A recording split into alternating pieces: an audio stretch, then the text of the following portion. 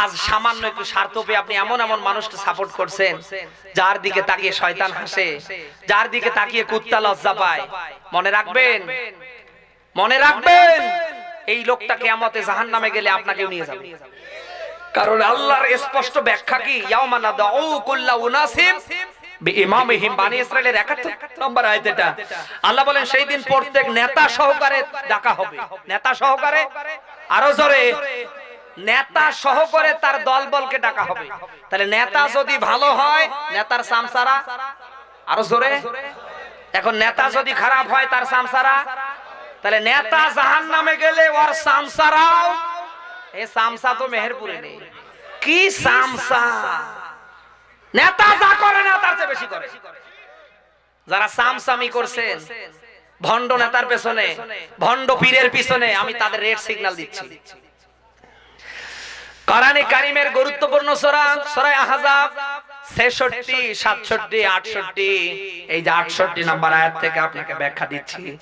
আজ যারা দুনিয়া ভণ্ড নেতার পিছনে সামসামি করছে, আজ যারা এই দেশে ভণ্ড নেতাদেরকে সাপোর্ট করে, তারা ওই দিন ডাক দিয়ে বলবে রব্বানা আতিহিম দিফাইনি মিনাল আযাব ওয়া লা'আনহুম লা'নান কাবীরা। বলেন আল্লাহু আকবার। এই ভণ্ড নেতার সামসারা অনুসারীরা ডাক দিয়া বলবে রব্বুল আলামিন, আজ যত আযাব দিবা, জাহান্নামের শাস্তি দিবা, আমাদের এই ভণ্ড নেতাকে ডাবল করে দাও। এই আয়াতের ব্যাখ্যায় তামাম আলেমরা একমত। কেন বলবে নেতার, ভণ্ড নেতার সামসারা কেন বলবে? এই কেনর জবাব দিচ্ছি, কারণ এই দুনিয়ায় হাজারো ভণ্ড নেতার কথা শুনে হাজারো নিরপরাধ মানুষকে আজ জেলখানায় রাখা হয়েছে। হাজারো নিরপরাধ মানুষকে আজ তার পরিবার হারা করা হয়েছে। হাজারো এই সমস্ত ভণ্ড নেতার কারণে অনেক ভণ্ড নেতার অনুসারী সামসারা হাজারো কোরআনের মাহফিল তারা বন্ধ করে ফেলছে। যেমন এই যে সাতক্ষীরা জেলায় নরেন্দ্র মোদী, এত একজন হিন্দু মানুষ, গতকাল 16 তারিখ থেকে 30 তারিখ পর্যন্ত গোটা সাতক্ষীরার মাটিতে ওয়াজ মাহফিল সব নিষিদ্ধ। সুবহানাল্লাহ। আরে ভাই, হিন্দুদের মন্দির নির্মাণ হবে, উদ্বোধন হবে, কারণ সংখ্যাগরিষ্ঠ মুসলমানের দেশ, আমরা সবাই মুসলমান না, কারণ এই দেশে হিন্দু বৌদ্ধ সবাই আছে। এই দেশের সবকিছু ভোগ করার অধিকার সবার আছে, কথা বলেন। কিন্তু একটা হিন্দু ওই দেশ থেকে এসে এই দেশে মন্দির উদ্বোধন করবে, আর এই দেশে 96% মুসলমানের দেশে টানা কতদিন কোরআনের মাহফিল বন্ধ থাকবে? এটা তো মানা যায় না। আমাদের ঈমান আছে। এই সমস্ত ভণ্ড নেতার কারণে হাজারো হাজারো কোরআনের মাহফিল তার সামসারা বন্ধ করে দিছে। সেই দিন সামসারা বেকায়দায় পড়বে। কোন কায়দায়? আরো জোরে, বেকায়দায় পড়বে। ডাক দেয়া বলবে আল্লাহ যত আযাব দিবা, শাস্তি দিবা, ওরে গুঁতো দিয়ে ডাবল করে দাও। কারণ ওর কারণে ঠিকমতো নামাজটা পড়তে পারি নাই, ওর কারণে আলেমদেরকে আমরা সমর্থন করতে পারি নাই, আলেমদের কথা মানতে পারি নাই। আমরা জেনেছিলাম ওটা সিটার বাটপার। ভালো মানুষকে আমরা সাপোর্ট করতে পারি নাই শুধুমাত্র ওর পিছনে ঘোরার কারণে। আমি জানতে চাই, ওই দিন ওই কথা বললেই যে আল্লাহ তাকে আযাব থেকে ছেড়ে দেবে নাকি? না, না, দেবে। ইন্নাল হামদালিল্লাহি নাহমাদুহু ওয়া নাস্তাঈনুহু ওয়া নাস্তাগফিরুহু ونعوذ بالله من شرور أنفسنا ومن سيئات أعمالنا من يهده الله فلا مضل له ومن يضلل فلا هادي له نشهد أن لا إله إلا الله وحده لا شريك له ونشهد أن سيدنا ومولانا محمدا عبده ورسوله الذي أرسله بالحق بشيرا ونذيرا وداعيا إلى الله بإذنه وسراجا منيرا। আওয়াজ করে সবাই মিলে পড়েন আউযু বিল্লাহি মিনাশ শাইতানির الرجيم بسم الله الرحمن الرحيم كل نفس بما كسبت رهينة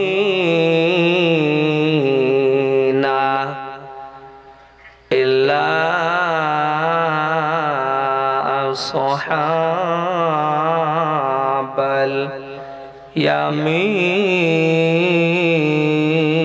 اليمين صدقت يا ربنا عن ابن مسعود رضي الله تعالى عنه أنه قال قال النبي صلى الله عليه وسلم لا تزل قدم يوم القيامة من عند ربه حتى يسأل عن خمس عن عمره فيما أفناه وعن شبابه فيما أبلاه وماله من أين اكتسبه وفيما أنفقه وماذا عمل فيما علم رواه الترمذي পৃথিবীতে কেউ স্থায়ী হয় না, হক না সে ফেরাউন কিবা নামরুদ, কেউ ভবে চিরদিন রয় না।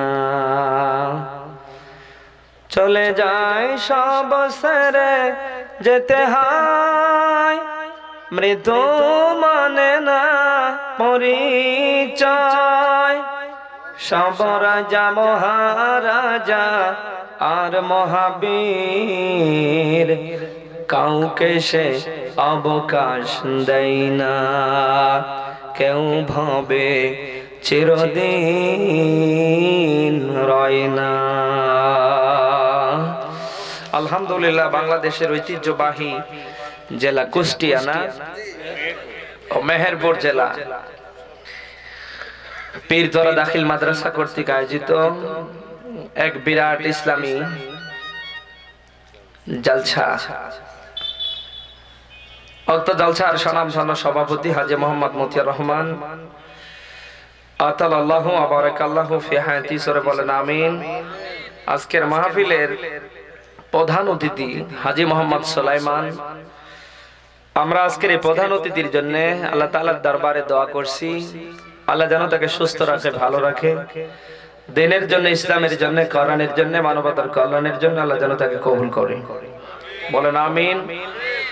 আজকের মাহফিলে আলোচনা রেখে ধন্য করলেন বড় ভাই হযরত মাওলানা মোহাম্মদ হারুন আর রশিদ ফরহাদ।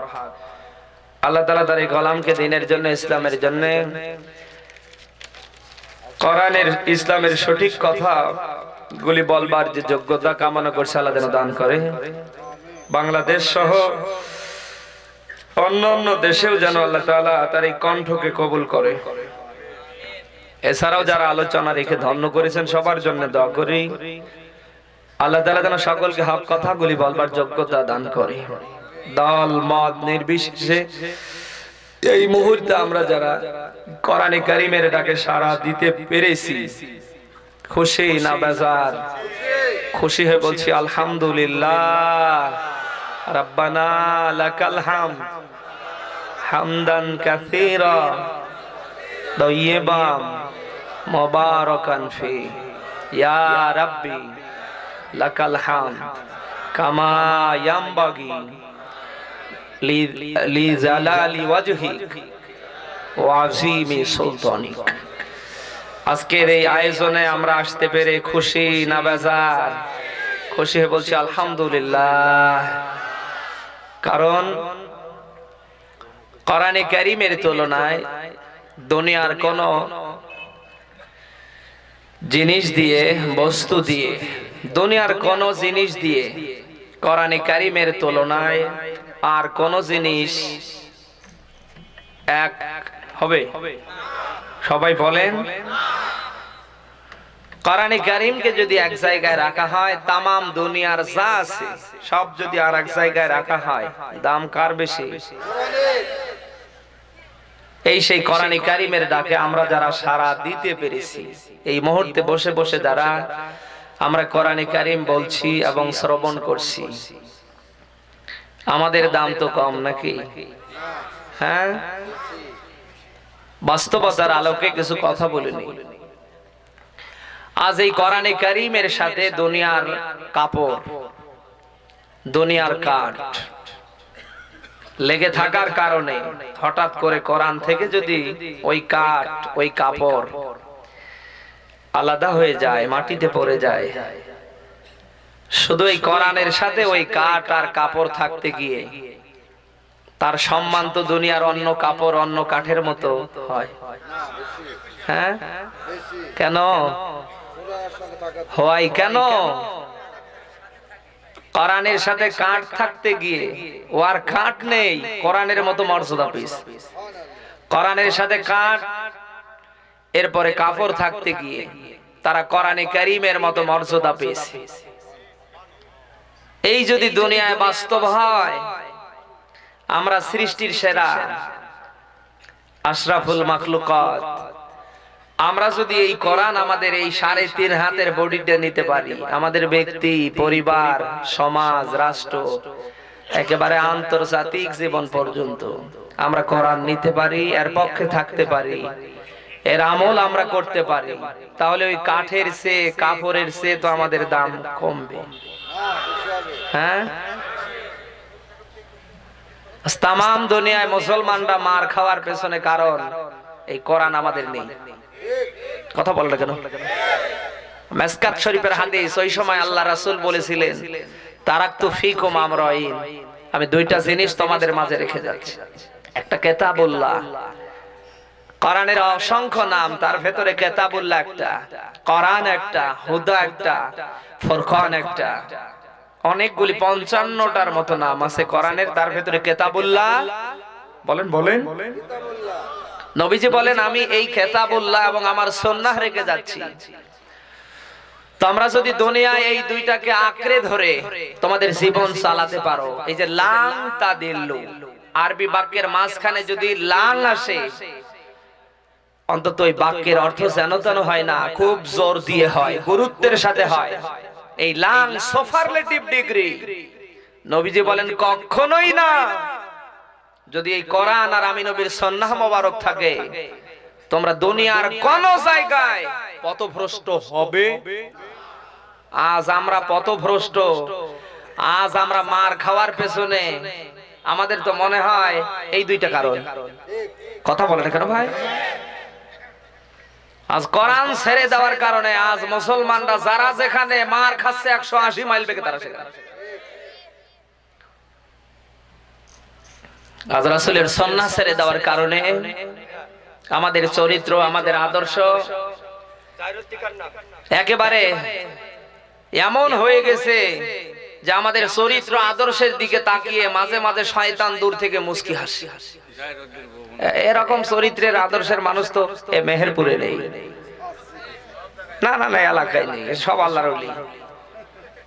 কি চরিত্র, কি আদর্শ!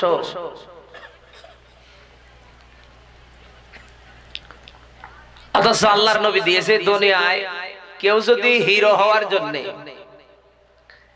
কেউ যদি হাইলাইট হওয়ার জন্য আসে, সে যেন আল্লাহর কোরআনের কাছে, কিতাবুল্লাহর কাছে আসে। সুবহানাল্লাহ বলতে পারেন না? কেউ যদি জিরো হয়ে কোরআনের কাছে আসে, তাকে হিরো করে দেয় কে?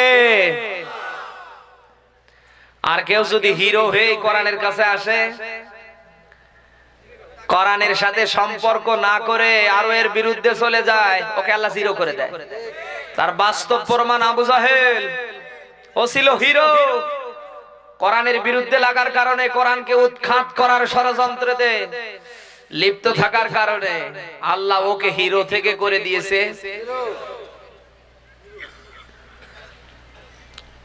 আমার ভাইরা, আপনি যদি দুনিয়ায় হিরো হতে চান, হাইলাইট হতে চান, সম্মান পেতে চান, কিয়ামতের ময়দানে কোটি কোটি মানুষের ভিতর থেকে আল্লাহর জান্নাতে যেতে চান, কোরআনের বিকল্প কোরআন বাদ দিয়ে দুনিয়ায় নামাজ পড়তে পারেন, রোজা রাখতে পারেন, বারবার হজ ওমরা করতে পারেন, দুনিয়ায় মানবতার কল্যাণের পক্ষে হাজারো কাজ করতে পারেন, কোরআন বাদ দিয়ে যেটা করবেন কিয়ামত পর্যন্ত আল্লাহ হায়াত দিলেও ওটা আল্লাহ গ্রহণ করে না, করবে না।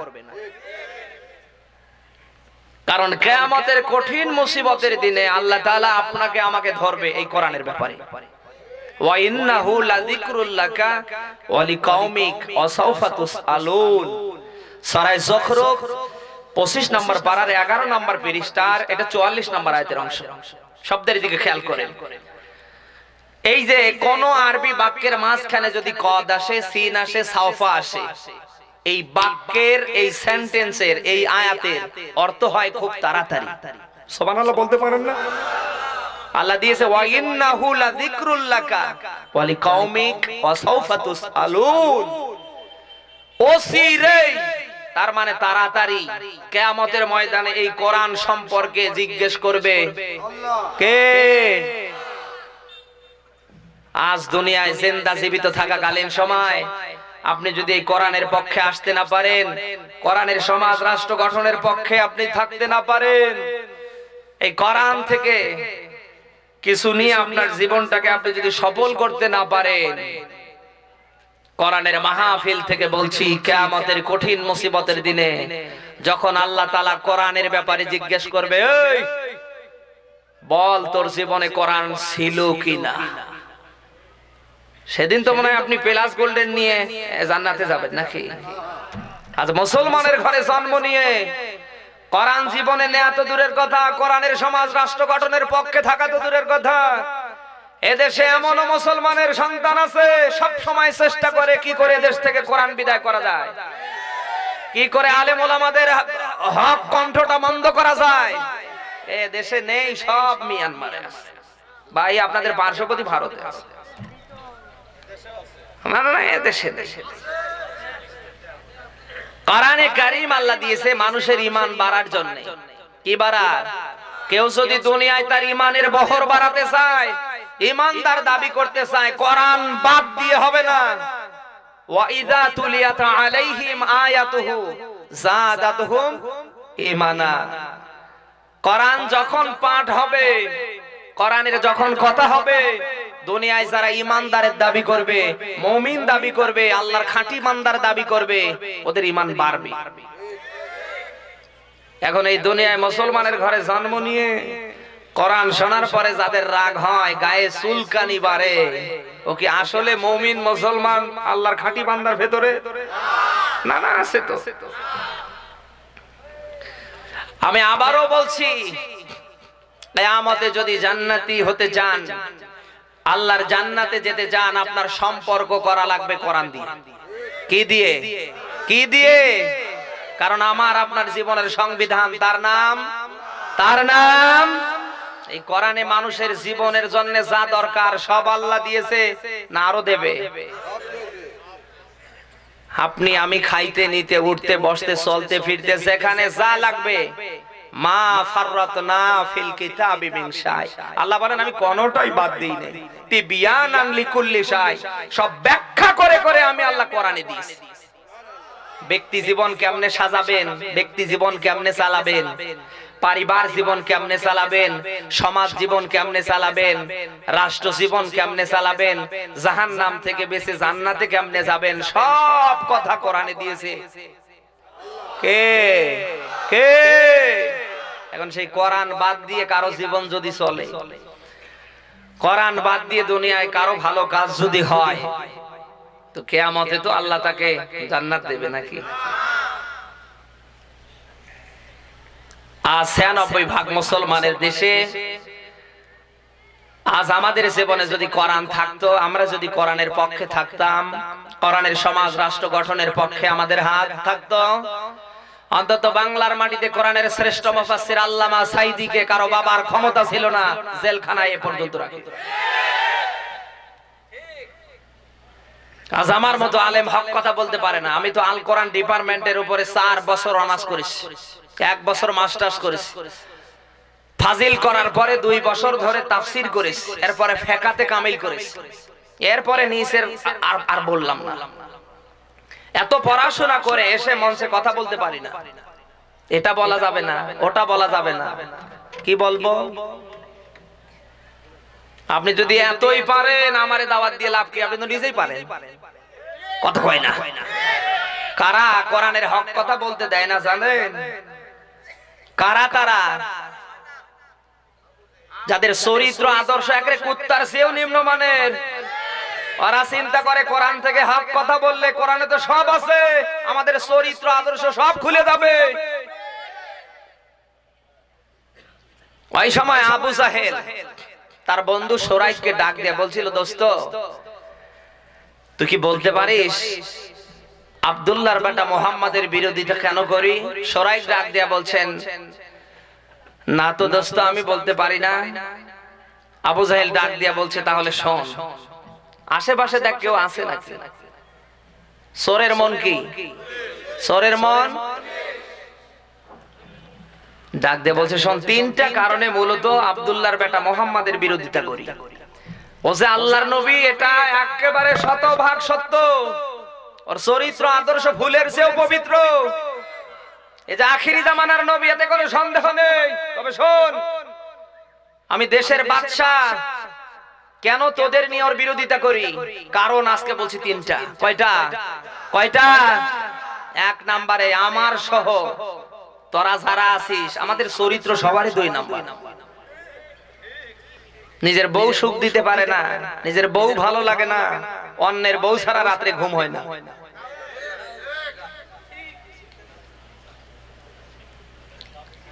শোরাইক ডাক দিয়ে বলছে, দোস্ত এতে মুহাম্মাদের লাভ কি? মুহাম্মাদকে ঠেকিয়ে লাভ কি? আবু জাহেল বলছে, তুমি এখনো কিছুই বোঝোনি। আব্দুল্লাহর বেটা মুহাম্মাদের যে জনপ্রিয়তা আস্তে আস্তে তৈরি হচ্ছে, হঠাৎ করে যদি আমাদের চেয়ার দখল করে, চরিত্র খারাপ হওয়ার দায়ে জেনার অপবাদ ঘাড়ে আসার কারণে পাথর মারবে ততক্ষণ, তুই আমি আমরা মরি নেই যতক্ষণ। তাহলে ওই সময় আবু জাহেল তার দল বল নিয়ে বিশ্বনবী এবং কোরআনের বিরোধিতা করেছিলেন, তাদের চরিত্র বলেন না কেন ভাই? 2 নম্বরে আবু জাহেল ডাক দিয়ে বলছিল, দোস্ত শোন, আর একটা কারণে বিরোধিতা করি, তুইও চোর আমিও চোর, আমরা যারা আছি সবাই চোর। এমন কোন রাষ্ট্রের সম্পদ বাদ নাই যে তোর পেটে আমার ভিতরে নেই। আব্দুল্লাহর বেটা মুহাম্মদ যদি ক্ষমতা পায় আর ওই জায়গায় যদি যায়, কোরআন দিয়ে সঠিক বিচার ফয়সালা যখন করবে, তোরও হাত থাকবে না, আমারও হাত থাকবে না। 3 নাম্বার কারণটা বলছে, এটা আরো ভালো করে শোন। এই দেশের মানুষ তোরেও চায় না, আমারে চায় না, কাউকে চায় না। সামনাসামনি ক্ষমতায় আসি জন্য কিচ্ছু বলে না, কিন্তু পিছনে গালি দেয়। শোন, একবার যদি চেয়ারের পায়া ভেঙে যায়, ক্ষমতা যদি একবার হাতছাড়া হয়, কোন দিন কোন সময় আর ওই জায়গায় যাওয়ার স্বপ্ন আমাদের নেই। ওই সময় আবু জাহেল কোরআনের এবং বিশ্বনবীর বিরোধিতা করেছিলেন কয় কারণে? আরো জোরে। আজও বিশ্বের বিভিন্ন জায়গায় আপনি তাকিয়ে দেখেন, ওই সমস্ত আবু জাহেলের গোষ্ঠীরা এই 3টা জিনিসের দিকে তাকিয়ে আলেমদের বিরোধিতা করে, আলেমদের ঘাড় মটকাতে চায়, কোরআনের হক কথা বলতে দেয় না, কোরআনের নির্ভীক আলেমদেরকে জেলখানায় আল্লামা সাঈদীর মতো বন্দী করে রাখতে চায়। কারণ তারা জানে আলেমরা ওই জায়গায় গেলে বিচার হবে। এদেশে আবার সব আলেম না ভাই, এদেশে আলেম 3 প্রকার। বলবো, কেউ আছে মাজারে, তারা হলো মাজার পূজারী, ওরা মাজার ছাড়া কিছু বোঝে না, কথা কয় না। কি হয় হোক গা, দেশে ইসলাম থাক আর না থাক, আমাদের মাজার ঠিক থাকলে হয়। আর এক শ্রেণীর আলেম হলো পেট পূজারী, ওরা পেট ছাড়া কিছু বোঝে না, পেটের দিকে তাকিয়ে হক কথা বলতে চায় না, বলতে পারে না। চিন্তা করে যদি খাওয়া বন্ধ হয়ে যায়, চাকরি যদি চলে যায়, এরকম পেট পূজারি আলেম তো মেহেরপুরে নেই, না না নেই। আর এই সমস্ত পেট পূজারি আলেমদের এক একটার পেট, গর্ভবতী মহিলা দেখে লজ্জা পায়, ডাক দিয়ে বলে আব্দুর রহমানের আব্বা পেটে সন্তান আসে আমার, হুজুরের পেট কেন ভরে? আপনি বলেন তো সবারই পেট বড় হবে? বিশ্ব নবী মোহাম্মদ রাসূলুল্লাহ থেকে একেবারে আদম নবী পর্যন্ত কোন নবী রাসূলের পেট বুকের উপরে ছিল? ছিল। আজ তাদের পেট বড় হবে যারা আল্লাহর দিকে তাকিয়ে হক কথা বলতে পারে না, যারা আল্লাহকে বেজার করে দুনিয়ার বাতিলকে খুশি করে, হালাল কোনটা হারাম কোনটা সব একাকার, সুদ মানে না, ঘুষ মানে না, দুর্নীতিবাজ মানে না, ইসলাম বিদ্বেষী মানুষ মানে না, ও পেটের ধান্দায় কুত্তার মতো লেজ বাঁকা করে সব জায়গায় যায়। তার মানে ওর টার্গেট হলো বাতিলকে খুশি করা আর বেজার করা। ও আল্লাহকে করছে বেজার আর বাতিলকে করছে, এই এলাকায় নেই, বলার দরকার নেই। আরে ভাই, একটা আলেম সে কি করে পেটের দিকে তাকিয়ে আল্লাহর কথা গোপন করতে পারে? এ কি আলেম? পৃথিবীতে এর চেয়ে বড় জালেম আর নেই, কথা কয় না? এই সমস্ত জালেম, এই সমস্ত নামের আলেম যারা যেখানে আছে জুতো পেটা করে ওই জায়গা থেকে বিদায় করে দেবেন। আজ হকপন্থী আলেমদের, ইসলামের 13টা বাজার পেছনে এই সমস্ত আলেমদের ভূমিকা সবচেয়ে বেশি। এদের রক্ত কালকে পরীক্ষা করেন, কোন হাসপাতালে নিয়ে গিয়ে করেন। মুসলমানের রক্ত, মুমিনের রক্ত অন্তত ওদের ভিতরে এখন নেই। যদি রক্ত মিলে যায় হয় মুনাফিকের, নতুবা আব্দুল্লাহ বিন উবাইয়ের, নতুবা কাফেরের, নতুবা কোন মুশরিকের। কে সুদারু, ঘুষারু, মদারু, গাজারু কিচ্ছু মানে না, খালি দাওয়াতের ধান্দায় থাকে। কে কখন দাওয়াত দেবে? জমার দিনে হক কথা বলতে পারে না, চিন্তা করে আমার সভাপতি সুদখোর। হক কথা বলতে পারে না, আমার সেক্রেটারি দুর্নীতিবাজ। আজ আমরা আলেমরা যদি এই দেশে ঠিক হতাম, বাংলাদেশ ঠিক হতে 1 ঘন্টা লাগতো না। আজ আমরা আলেমরা তো বেকায়দায়, এক একজন এক এক ডাল নিয়ে বসে আছি, ইসলামে দলাদলি মানায় না। কোরআন কারীমের সূরা কসাস থেকে আবারো বলছি, 20 নম্বর পারার 15 নম্বর পৃষ্ঠার প্রথম নম্বর লাইনের 85 নম্বর আয়াতের প্রথম অংশ এটা। আল্লাহ দিয়েছে ইন্নাল্লাযী ফারাদা আলাইকাল কুরআন, আল্লাহ বলে নিশ্চয় আমি এই কোরআনের বিধান মানা তোমাদের জন্য ফরজ করে দিয়েছি। কথা কার? সবাই বলেন। এই বিধান মানা ফরজ শুধু এই মাদ্রাসায় যারা চাকরি করে এদের, এই মেহেরপুরে যত হুজুর আছে এদের, দুনিয়ায় যারা মানুষ বলে আল্লাহর মান্দা বলে দাবি করবে, রাসূলের উম্মত বলে দাবি করবে, প্রত্যেকের জন্য কোরআনের বিধান মানা। আজ আমরা সমভাবে সবাই যদি আল্লাহর কোরআনের বিধান মানতাম, এটা সমাজে, রাষ্ট্রে সব জায়গায় ছড়িয়ে ছিটিয়ে দেবার চেষ্টা অব্যাহত রাখতাম, বাংলার মাটিতে ইসলামের বিরুদ্ধে, আলেমদের বিরুদ্ধে, এই কোরআনের বিরুদ্ধে একটা আজে বাজে মন্তব্য করার কারো বাবার ক্ষমতা হতো না। আমরা কি ওই ধান্দায় আছি? আমার ভাইরা, আমার আপনার প্রত্যেকের কাজ হবে কোরআনের পক্ষে। সবাই বলেন কোরআনের পক্ষে।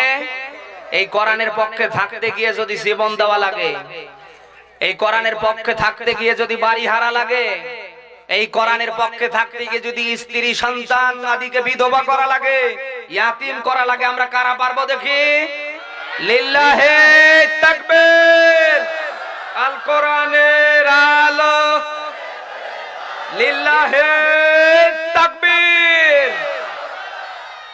ভোল্টেজ আছে, চলবে নাকি? হ্যাঁ আমার ভাইরা, যে কথা বলছিলাম, দুনিয়ায় যদি আপনি হাইলাইট হতে চান, দুনিয়ায় যদি আপনি সম্মানিত হয়ে আখিরাতে জান্নাতে যেতে চান, কোরআনে কারীম বাদ দিয়ে দুনিয়ার কোথাও গেলে আপনি এত হাইলাইট হবেন না, সম্মানিত হবেন না। বরং কোরআন বাদ দিয়ে যে জায়গায় যাবেন, কোরআন বাদ দিয়ে যা করবেন, ওই জায়গায় আমার আল্লাহর গজব। কথা বলে না কেন? আজ কোরআন বাদ দিয়ে বাংলাদেশে সরকারি জরিপে 48,000 পীরের দরবার আমরা দেখতে পাই। হাতে গোনা কয়েকটা বাদ দিয়ে এমন পীরের দরবার আছে যে সেখানে শিরক আর বিদআত ছাড়া কিছু নেই। ওরা যা করছে কোরআনে পাবেন না, বিশ্ব নবী মুহাম্মদ রাসূলুল্লাহর হাদিসে পাবেন না, এমনকি ইসলামের ইতিহাসেও সেগুলি আপনি পাবেন না। আপনি বুকে হাত দিয়ে বলেন, ওই জায়গায় এই কোরআনে কারীম না থাকার কারণে, কোরআনে কারীম দিয়ে সঠিকভাবে তাদের দরবারগুলি না চলার কারণে আপনি দেখেন তো যত মানুষ যাচ্ছে সেই জায়গায় ভালো হওয়ার জন্য, ভালো তো হয় না, আরো বেশি করে বাবা গাঁজা বিড়ি খায়। নামাজের দাওয়াত দিলে উল্টা পাল্টা কথা বলে, এই দেশে নেই। আল্লাহর নবী বলেন, তিরমিজি শরীফের হাদিস, নবীজি বলেন যেই জায়গায় কোরআন থাকবে না ওই জায়গায় কোন মানুষ যদি ভালো হওয়ার জন্য যায় ও তো ভালো হবেই না, বরং আমার আল্লাহ আরো ওকে খারাপ করে দেবে। তার বাস্তব এই পীরের দরবারগুলো মানুষ যায় তো ভালো হওয়ার জন্য, কয়টা মানুষ ফিরে এসে 5 ওয়াক্ত নামাজ পড়ে আমার দেখান তো? কয়টা মানুষ দাঁড়িয়ে রাখে আমার দেখান? কয়টা মানুষ কোরআনের পক্ষে আছে আমার দেখান তো? নেই। ও যদি দিনে 1 প্যাকেট বিড়ি খায়, বাবার দরবারে গেলে এসে ডাবল খায়, কথা কই না। অতএব কারণে কোরআন বাদ দিয়ে যে জায়গায় আপনি যাবেন আল্লাহ দায়িত্ব নিয়ে জীবনটা নষ্ট করে দিবেন। আজ কোরআন যাদের জীবনে নেই তারা খুব শান্তিতে আছে? নেই। এমন রোগ আল্লাহ ধরিয়ে দিয়েছে, কোটি কোটি টাকার মালিক রাতে ঘুমাতে পারে না, হয় ইনজেকশন নতুবা ট্যাবলেট, ফ্রিজে হাজার হাজার টাকার জিনিস মানুষ এসে খেয়ে মুস্কি মারে আর ও খেতে পারে না। সুবহানাল্লাহ। সূরা তাহার 124 নম্বর আয়াত এটা আল্লাহ পাক বলেন যে যারা আমার এই জিকির নামক কিতাব কোরআনে কারীম থেকে যদি মুখ ফিরিয়ে নেয়, তারা যদি এর থেকে আলাদা হয়ে যায়, আমি আল্লাহ তাআলা তাদের জীবনটাকে দঙ্কা করে দেই। দঙ্কা আরবি শব্দ, বাংলা হলো আটোসাটো, অশান্তিতে আযাব গজবে ভরপুর করে দেয় কে? আরো জোরে। আজ তাকিয়ে দেখেন যাদের জীবনে কোরআন নেই, কোনো শান্তি নেই। বউ দোয়া করছে সবাই মরে, শয়তান তার বাঁচবে কয়দিন, কথা কয় না। আমার ভাইরা, আজকে দুনিয়ার যে কোনো জায়গায় আপনি নক করতে পারেন, যে জায়গায় কোরআন নেই কোনো শান্তি নেই। পরিবার জীবনে তাকান, এই যে আসলাম পুরুষের তুলনায় মেয়েরা ত্রিপল 3 গুণ। আজকে আমাদের পরিবার জীবনে যদি কোরআন থাকতো, আমরা সবাই সমভাবে যদি কোরআনের আমল করতাম, কোরআনের পক্ষে থাকতাম, আমাদের পরিবারের মেয়েরা কটকটি আর কিরণমালা হতে পারত না। আমাদের পরিবারের সন্তানেরা, ছেলেরা ডিপ জলের চরিত্র আদর্শ নিজের জীবনে নিতে পারত না।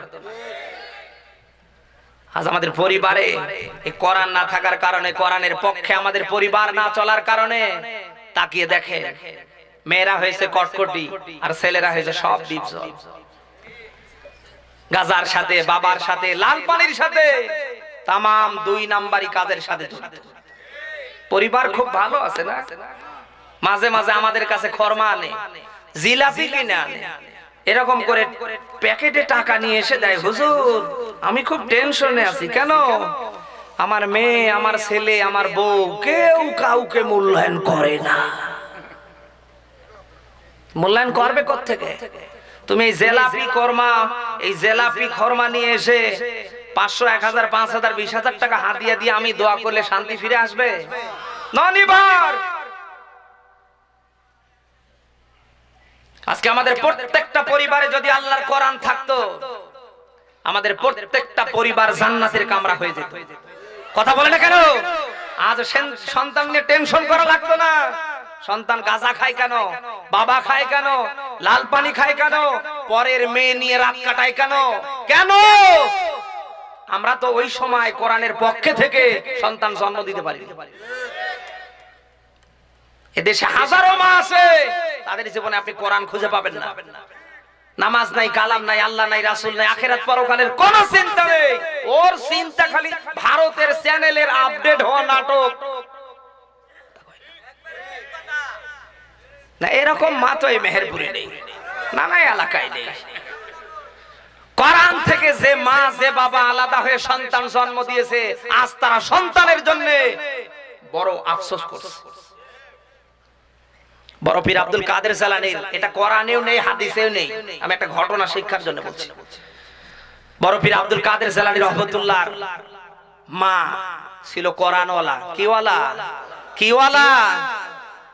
মায়ের জীবনে কোরআন থাকার কারণে আব্দুল কাদের দুনিয়ায় যখন আসলেন, বয়স যখন তার 5, মাদ্রাসায় তাকে ভর্তি করাই দেয়া হলো।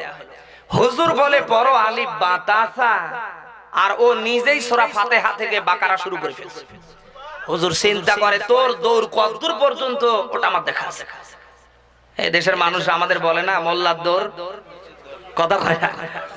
হুজুর চিন্তা করছে তোর দৌড় কতদূর পর্যন্ত আমি দেখব। পড়তেই আছে। হুজুর হতভাগ, এত সুন্দর করে এত স্বল্প বয়সে কোরআনের শেখাইলো কে? এই বন্ধ কর। ছোট্ট বাচ্চা থমকে গেছে, ডাক দিয়ে বলছে হুজুর রাগ করবেন না, বেদবি মাফ করেন। এই কোরআন শেখানোর পেছনে সবচেয়ে বেশি অবদান আল্লাহর পরে আমার মায়ের। তোমার মা? হ্যাঁ ঠিক আছে, এই গোপন রহস্য, এই মারেফত আমি তোমার মার কাছ থেকে জানবো। চলে গেলেন। পর্দার আড়াল থেকে সালাম, লম্বা সালাম।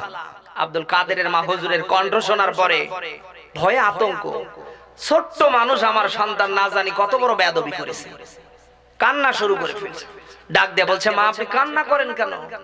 কান্না করছে আমার আব্দুল কাদের ছোট, বোঝেনি, না জানি কোন অপরাধ করে ফেলছে। হুজুর ডাক দিয়ে বলে সে অপরাধ করেনি, সে এমন কিছু আমাকে শুনিয়েছে যেটা আমার দ্বারাও সম্ভব না। সুবহানাল্লাহ বলতে পারেন না? এদেশে অনেক হাফেজের ছাত্র কোরআনের হাফেজ হয়, হুজুরকে হার মানায়। অনেক মাদ্রাসার স্টুডেন্ট এত ভালো মানের জ্ঞানী আলেম হয়, হুজুরের অস্তিত্বই খুঁজে পাওয়া যায় না।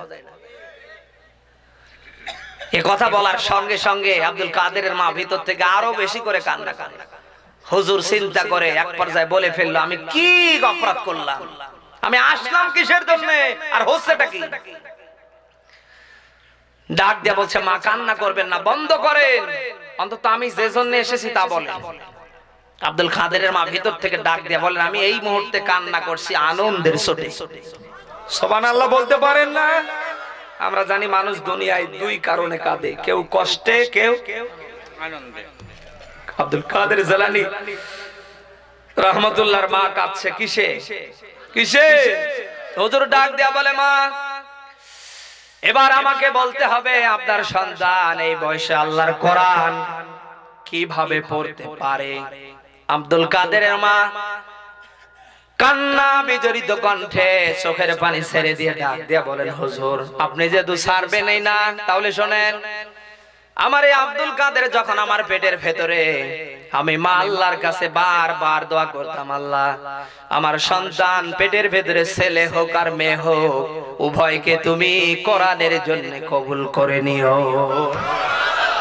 আমার এই আব্দুল কাদের 10 মাস পরে যখন দুনিয়া আসে, আমি যতদিন নাপাকিত্বের ভিতরে ছিলাম, পবিত্র হওয়ার পরে যতটুকু আমি সময় পেয়েছি কোরআন খুলে খুলে আমার কলিজার টুকরা সন্তান আব্দুল কাদেরের চোখে মুখে নাকে বডিতে ফু দিতাম, আর আমি সেজদায় পড়ে গিয়ে ডাক দিতাম, আল্লাহ আমার এই সন্তানকে তুমি কোরআনের জন্য কবুল করো। আমার ভাইরা মা বোন যারা এসেছে, আজ আমার মা বোনরা যদি, আজ আমাদের দেশের মেয়েরা যদি পরিবার জীবনে কোরআনকে আঁকড়ে ধরতো, কোরআনের আমল করত, আমার তো মনে হয় ওদের পেট থেকে দুনিয়ায় যত সন্তান আসতো সবাই দুনিয়ায় কোরআনের জন্য পাগল হতো। ওই যে একটা হাদিস আপনারা শুনেছেন না, যে মায়ের পেটের ভেতরে যখন সন্তান আসে আল্লাহ তাআলা সর্বপ্রথম মায়ের একটা রোগ বন্ধ করে দেয়। ওই রোগের নাম কি? মাসিক রোগ। 4 মাস যখন হয়ে যায় তখন আল্লাহ তাআলা তার কুদরতি হাত দিয়ে রূহটা ঢুকিয়ে দেয়, এবার সন্তানের নড়াচড়া শুরু হয়ে যায়। আল্লাহ তাআলা কি নেয়ামত মায়ের পেটের ভিতরে দেবার পরে এবার রূহ যখন ঢুকিয়ে দেয়, মায়ের পেটের ভিতরে সন্তান আছে কিনা মা জানতে পায়। সুবহানাল্লাহ বলতে পারেন না?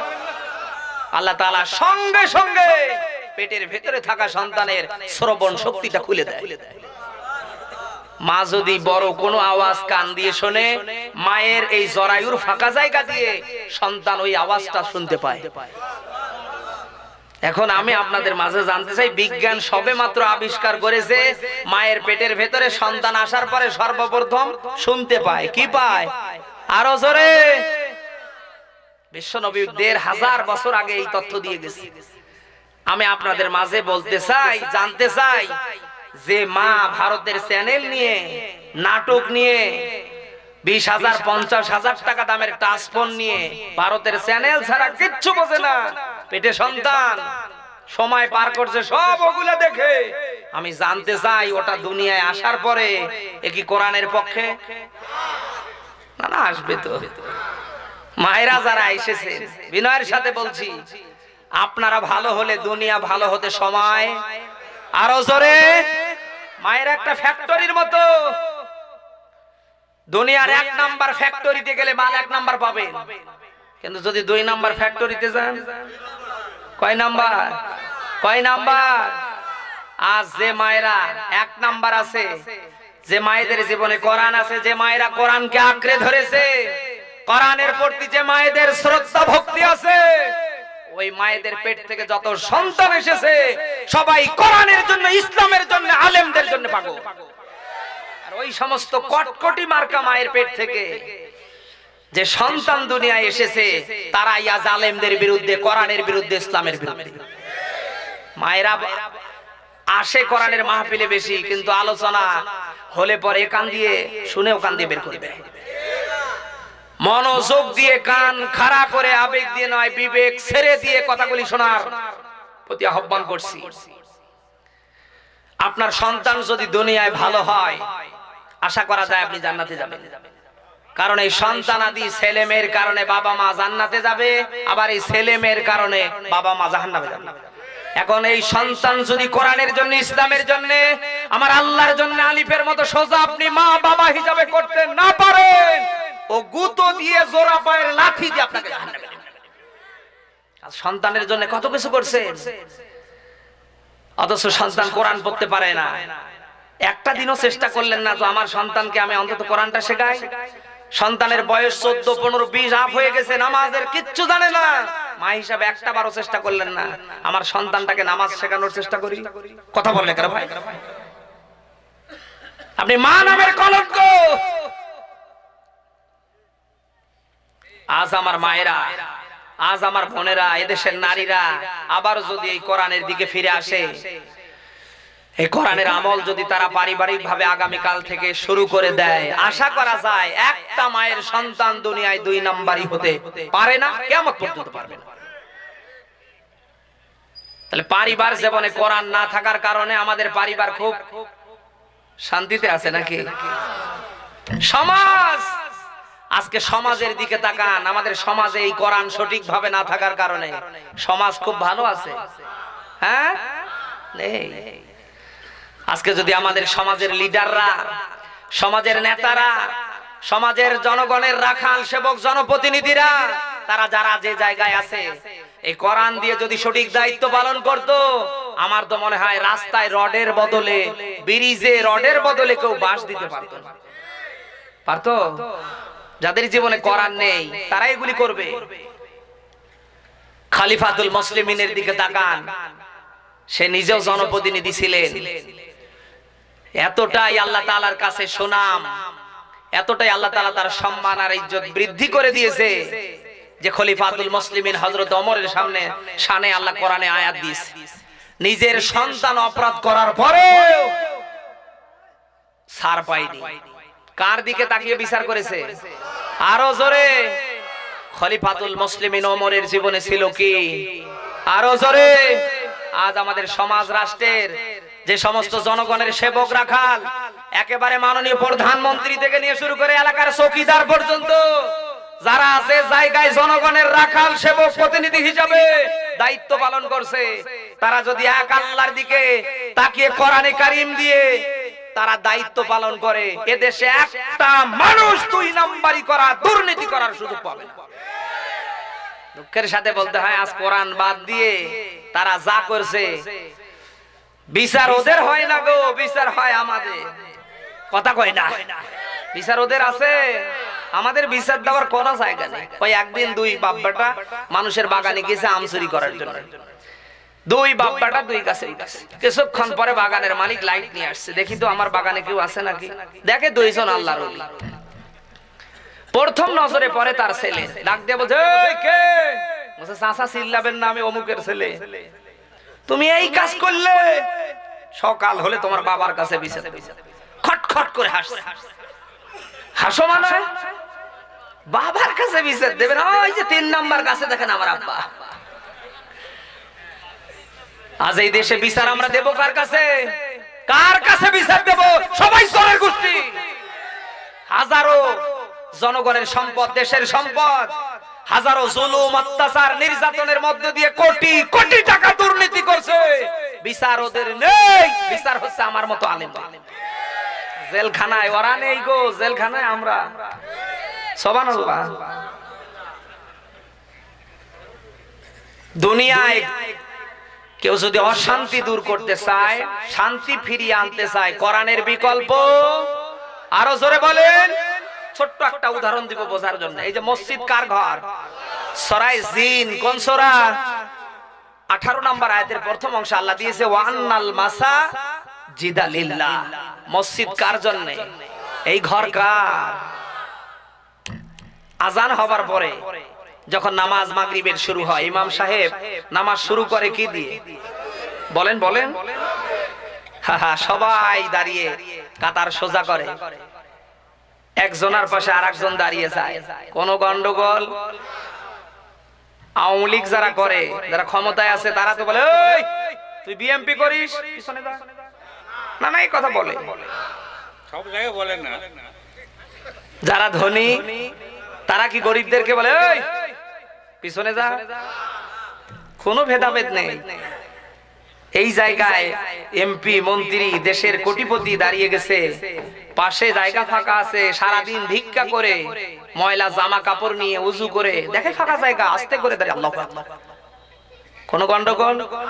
আরো জোরে বলতে হবে, কোন গন্ডগোল? মসজিদে আইন আছে কার? বিধান চলে কার? ওই মসজিদের মতো করে আজ ব্যক্তি, পরিবার, সমাজ, রাষ্ট্র, 56,000 বর্গ মাইলের দেশে আমরা যদি আল্লাহর কালাম, আল্লাহর বিধান আমরা ছড়িয়ে ছিটিয়ে দিতাম, এটা বাস্তবায়নের পক্ষে থাকতাম, বাংলার মাটিতে কোন অশান্তি থাকার কথা ছিল? এই জন্য কোরআন আছে যেখানে আমরা আছি, কোরআন নেই যেখানে আমরা নেই।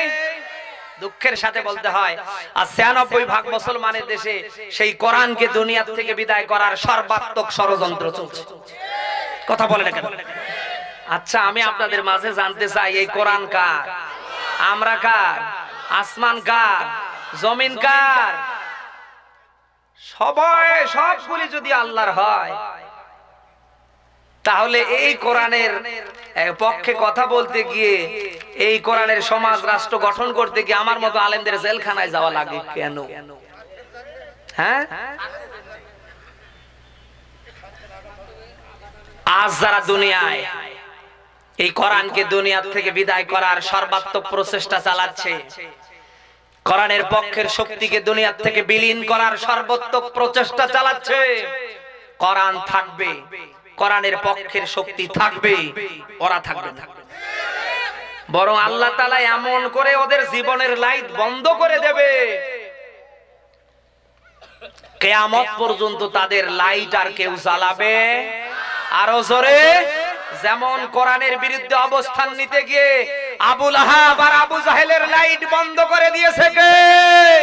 তামাম দুনিয়ায় তাকান, আবু জাহেলের নাম, আবু লাহাবের নাম কোন হিন্দু, বৌদ্ধ, খ্রিস্টান কারো ভেতরে নেই। গোষ্ঠী শুদ্ধ ওদের জন্য বদদোয়া করে কার কাছে? আরো জোরে বলেন। ইতিহাস এখন লেখা হচ্ছে না, তবে একদিন লেখা। আজ যারা এই দেশ থেকে ইসলামকে বিদায় করার, আজ যারা এই দেশ থেকে আলেমদেরকে উৎখাত করার, আজ যারা এই দেশ থেকে নিজের বাবার মনে করে 105 সাল পর্যন্ত শাসন করবে এই টার্গেট নিয়ে, অবৈধভাবে ক্ষমতায় লাফালাফি করছে, ইতিহাস লেখা হচ্ছে না, একদিন হবে। আলেমরা মাজলুম, অসহায়, ওই কারাগারে দিন রাত কাটাচ্ছে, জেলখানার ভেতরে যারা, তারা হবে সম্মানিত। এই জালিম অবৈধ ক্ষমতার অধিকারীরা এরা হবে নির্যাতিত, নিষ্পেষিত, অপমানিত, ঘৃণিত। ইতিহাসের পাতা খুলবে আর মানুষ 14 গোষ্ঠী ধরে গালি দেবে। এখন গালি দেবার সুযোগ নেই। কেন? যারা থাকে চেয়ারে তারা থাকে, বলেন বলেন বলেন, যারা থাকে চেয়ারে তারা থাকে। এই যে আমি এখন চেয়ারে আছি, আমি এখন গেয়ারে, কথা কয় না। আমি কথা বলছি, বলবই। আর এই কথা বলতে গিয়ে যদি জেলখানায় যাওয়া লাগে তাও আমি যাবই, কারণ এই মুহূর্তে আছি চেয়ারে, আমি আছি আরো জোরে। এখন এই গিয়ার দেখা লাগবে কার জন্য? আরো জোরে। যারা এই চেয়ার পাওয়ার পরে আল্লাহর জন্য গিয়ার দেখাতে পারে না, ক্ষমতা দেখাতে পারে না, কোরআনের জন্য, ইসলামের জন্য যারা ক্ষমতা প্রয়োগ করতে পারে না, আমি আবারও বলছি, রেড সিগন্যাল দিয়ে আল্লাহ এই চেয়ারে বসাতেও পারে, আবার জুতা পেটা করে ডাবলু ঘুষের মতো আল্লাহ গুঁতো দিয়ে তুলতেও পারে। ক্ষমতা তো আল্লাহর নেই। না না না, ক্ষমতা আল্লাহর নেই। বেশি লাফালাফি করা ভালো না। দিনের পরে রাত আসে, রাতের পরে সপ্তাহ চলে যায়। এই চুলকায় নাকি? এই ভাইদের, এই তো গায়ে চুলকানি নাকি ভাই? না না, কোরআনের কথা শুনলে তো সবার কাজ চুলকাবে না। একটা ঘন্টা যুবক মানুষ পেশাব নিয়ে থাকতে পারে না, আর কিছু আছে? এমন বদদোয়া করবো আজীবন ধ্বজভঙ্গ রোগ, দুনিয়ার কেউ ভালো করতে পারবে না। বেয়াদব কোথাকার। মমতাজ আসলে ও সারা রাত আরো সামনের কাতারে থাকবে।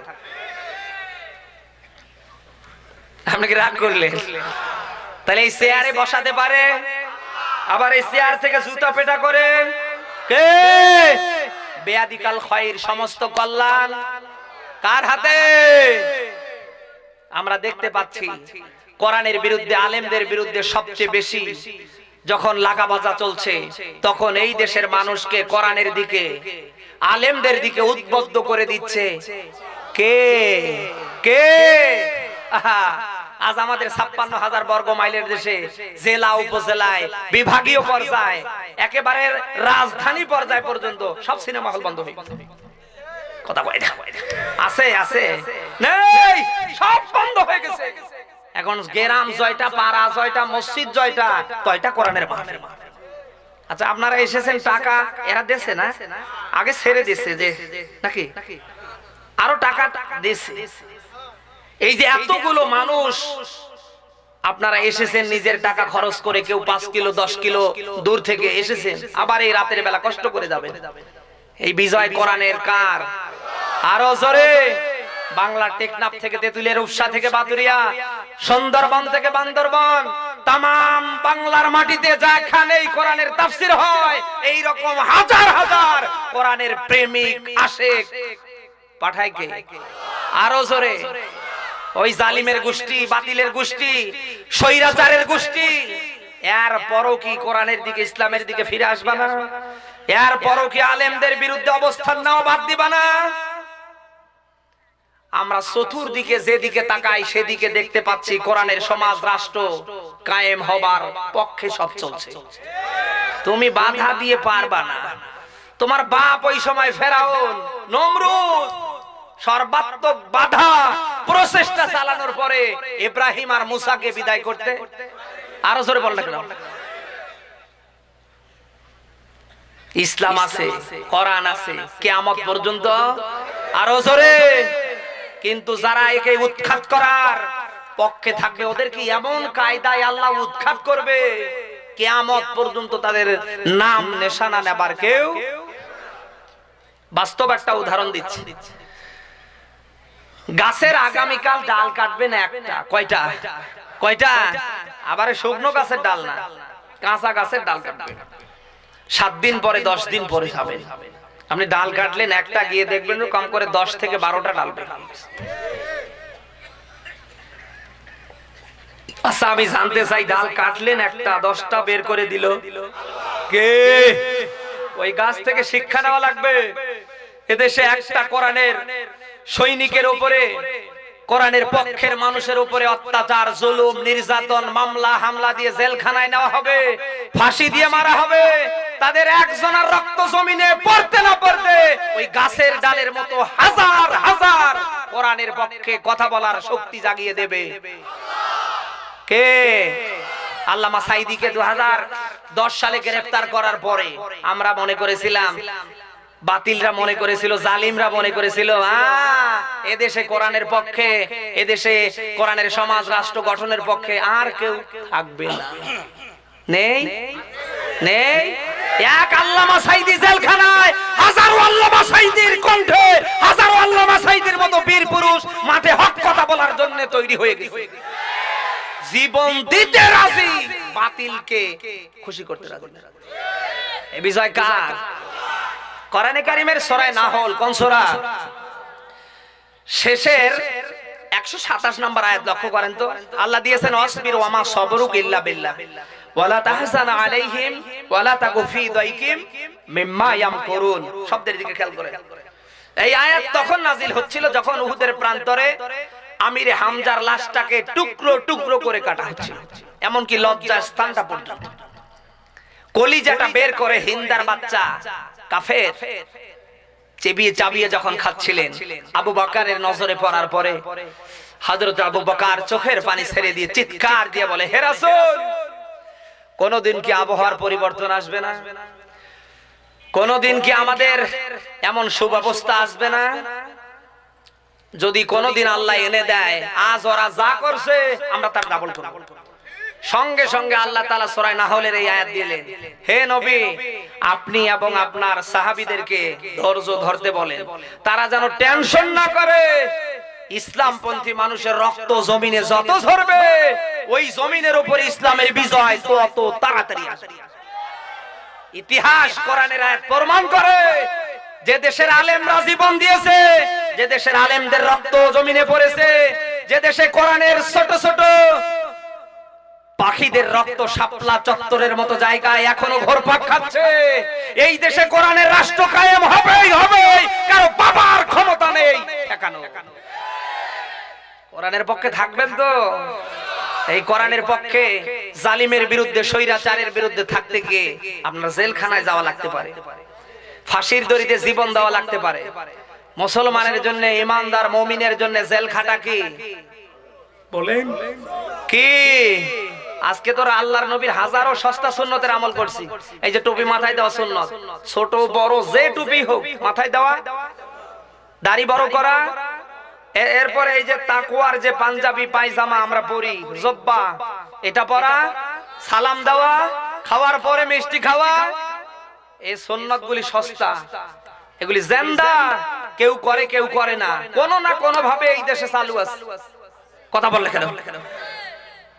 কিন্তু এই জেল খাটার মতো, কোরআনের সমাজ রাষ্ট্র গঠনের পক্ষে জীবন দেওয়ার মতো মরা সুন্নত এই দেশে নেই বললেই চলে। কথা কয় না? এজন্য আল্লাহর নবী দিয়েছে, মান তামাসসাকা বিসুন্নতি ইনদা ফাসাদি উম্মতি ফালাহু আজরু মিয়াতা শাহিদ। নবীজি বলেন, কেউ যদি আমার একটা মরা সুন্নত জিন্দা করতে পারে, 100 গলা কাটা শহীদের সব আল্লাহ আমলনামায় দিবেন। তামাম দুনিয়ার সব আলেমরা এই হাদিস নিয়ে একমত। মরা সুন্নত কোনটা? ওই জেল খাটা। কি খাটা? কি খাটা? আপনি ভয় করছেন না? আমি জেল। আমার ভাইরা, মুসলমানেরা, মুমিন যারা দুনিয়ায় যারা আল্লাহর খাঁটি বান্দা দাবি করবে, তারা সব সময় কোরআনের জন্য জীবন দেওয়ার জন্য প্রস্তুত হবে। কথা বলেন, কোরআনের বিরুদ্ধে, কোরআনের সৈনিকদের বিরুদ্ধে কোনো অবস্থান আসলে তারা তাদের জীবন দিয়ে হলেও সেটা ঠেকানোর চেষ্টা করবে। আর বাতিল যারা, মুনাফিক যারা, তারা ঠেকানোর চেষ্টা করা তো দূরের কথা, আরো তারা চেষ্টা করবে ওর বিরুদ্ধে অবস্থান নেয়া। ইতিহাস লক্ষ্য করেন, ওই সময় আল্লাহর নবী মুহাম্মদ রাসূলুল্লাহ এবং এই আসমানি কিতাব কোরআনে কারীমকে দমিয়ে রাখার জন্য দুইটা গোষ্ঠী মূলত বেশি কাজ করেছিল। তাদের ভেতরে 1 নাম্বার ছিল কাফের, 2 নাম্বার ছিল মুনাফিক। কিন্তু দুঃখের সাথে বলতে হয়, ইতিহাসের পাতা প্রমাণ করে, ওই সময় আবু জাহেলের দ্বারা, আবু লাহাবের দ্বারা কোরআনে কারিমের বিশ্ব নবীর যতটুকু না ক্ষতি হয়েছে তার চেয়ে বেশি ক্ষতি হয়েছে বিশ্ব নবীর সাহাবী আব্দুল্লাহ ইবনে উবাইয়ের মতো মুনাফিকের দ্বারা। কথা বলে না কেন? আপনি এই আয়াতের এই কথা পাবেন কোথায়? সূরা তাওবার 83 নাম্বার আয়াত দেখলেই আপনি 73 নাম্বার আয়াত দেখলেই আপনি বুঝতে পারবেন যে ওই সময় কোরআনের এবং বিশ্ব নবী মুহাম্মদ রাসূলুল্লাহর পিছনে সবচেয়ে যারা বেশি লাগাবাজা করেছে তারা ছিল কাফের, 2 নাম্বারই ছিল মুনাফিক। এদের তাফসীর এসেছে কাফেরদের দ্বারা এই কোরআনের এবং বিশ্ব নবীর যতটুকু ক্ষতি না হয়েছে তার চেয়ে বেশি ক্ষতি হয়েছিল ও নামধারী মুনাফিকদের দ্বারা। আজও তাকিয়ে দেখেন এই কোরআনের পক্ষের, এই কোরআনের সবচেয়ে বেশি ক্ষতি করছে তারা দুনিয়ায় মুসলমানের ঘরে জন্ম নিয়ে মুনাফিকি করছে যারা। আমি কি বানিয়ে বললাম? চাটা নাই ভাই, আর মাইক আপনাদের গলা টানছে ভাই, এর কি ব্যাপার? কি এইরকম মুনাফিক এই দেশে নেই? আল্লাহর নবীর সাহাবী নাম হলো আব্দুল্লাহ ইবনে উবাই, বেনামাজি ছিলেন না, জীবনে একদিন নামাজ ছেড়ে দেয়নি, রমজান মাসে রোজা বাদ দেয়নি, হজ ওমরা বাদ দেয়নি। বিশ্ব নবী মুহাম্মদ রাসূলুল্লাহ যেখানে এই আব্দুল্লাহ ইবনে উবাইয়ের মতো মুনাফিক ছিল ওইখানে। কথা বলে না কেন?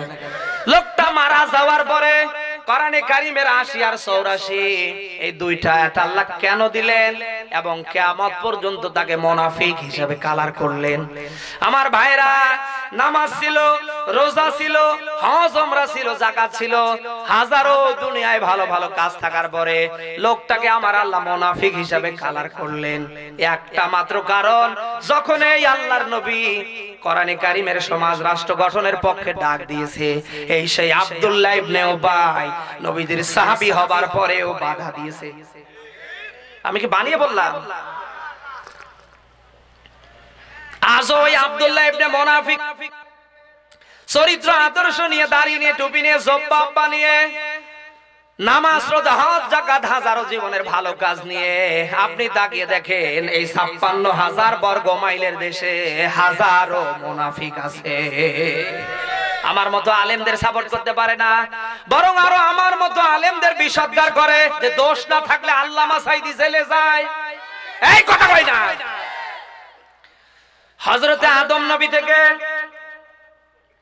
বিশ্ব নবী মুহাম্মদ রাসূলুল্লাহ পর্যন্ত কোন নবীদের অপরাধ ছিল না, তারা ছিল মাসুম। তারা ছিল আরো জোরে, তারা জেল খেটেছেন, জীবন দিয়েছে, জালিমের কাছে অত্যাচার নির্যাতনের শিকার হয়েছে।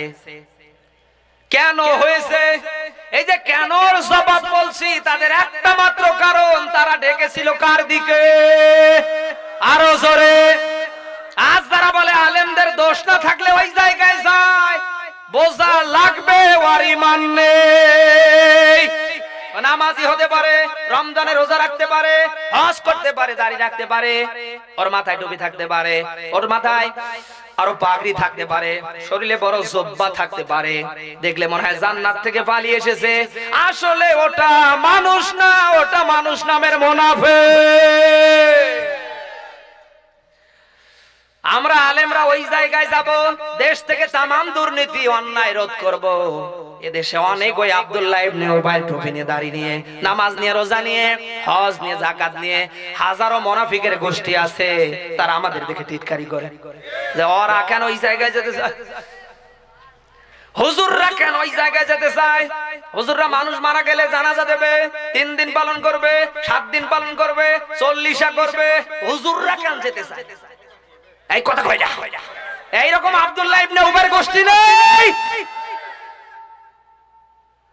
আমি আপনাদের মাঝে জানতে চাই, যারা এই সমস্ত আকীদার অধিকারী, যারা এই সমস্ত কথাগুলি বলে, আচ্ছা আপনি বলেন তো, আল্লাহর নবী মুহাম্মদ রাসূলুল্লাহর জীবনে রাজনীতি ছিল না ছিল না? সবাইকে বলা লাগবে ছিল কি ছিল না? এখন দুনিয়ায় কেউ যদি আল্লাহর নবীকে পূর্ণাঙ্গ অনুসরণ করে, আল্লাহর নবী যে রাজনীতি করে রাষ্ট্রপ্রধান ছিলেন 10 বছর, ওই জায়গায় রাষ্ট্রপ্রধান হবারও চেষ্টা না, দরকার নেই। কেউ যদি কিয়ামতে আল্লাহর নবী মুহাম্মদ রাসূলুল্লাহর হাতে হাউজে কাউসার খেয়ে জান্নাতে যেতে চায়, তো আল্লাহর নবীকে পূর্ণাঙ্গ অনুসরণ করা না না লাগবে না।